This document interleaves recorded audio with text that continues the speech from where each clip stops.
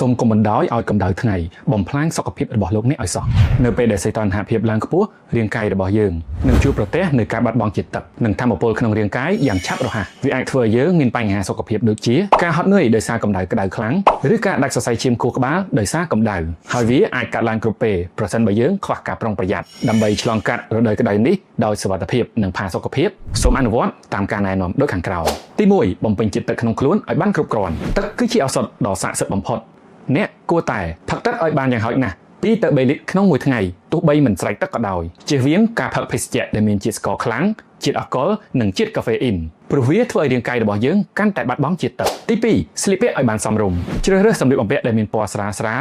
ដើងនិងធូររលុងដើម្បីឲ្យខ្យល់ចេញចូលបានងាយស្រួលប្រើប្រាស់មួកដែលមានរបាំងធំឬឆ័ត្រវ៉ែនតាការពារកម្ដៅថ្ងៃរាល់ពេលចេញទៅខាងក្រៅម្ដង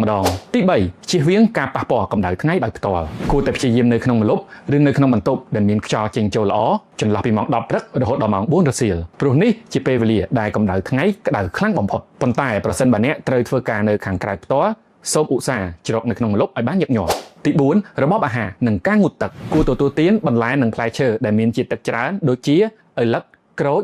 ឬត្រសក់ជាដើមឲ្យបានច្រើន